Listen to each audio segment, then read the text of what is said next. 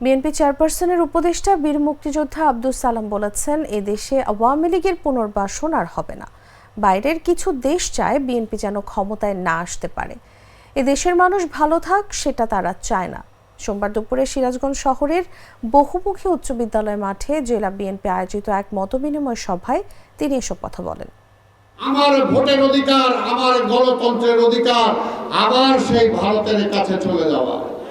গত 15 বছর বাংলাদেশে কে ক্ষমতায় থাকবে এই জনগণ ঠিক করতে পারে নাই, ঠিক করছে ভারত। তাই ওই আওয়ামী লীগকে কি আমরা চাই? ওই আওয়ামী লীগকে আমরা চাই না। অনেকে মিলাইতে চান বিএনপি আর আওয়ামী লীগ। বিএনপি আওয়ামী লীগ এক না। এখনো অনেকে মনে করেন ভোট দিলেই বিএনপি চলে আসবে, ভোট যত পিছানো যায় আমরা পিছানোর চেষ্টা করি। 3 মাস, 6 মাস, 9 মাস, 1 বছর পিছায় কোনো লাভ নাই। যখনই নির্বাচন হবে বিএনপি বিপুল ভোটে জয়লাভ করবে ইনশাআল্লাহ। আওয়ামী লীগ বলে খালি মুক্তিযুদ্ধের দল, স্বাধীনতার দল।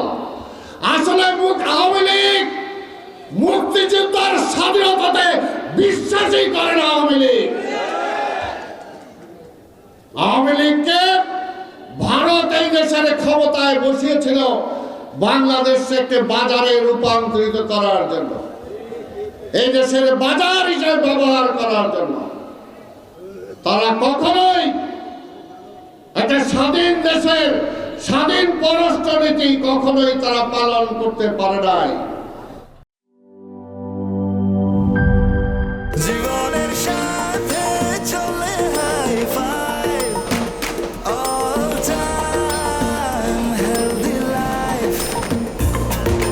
জার্নিতে স্বাস্থ্যকর all time family cake, all time healthy life.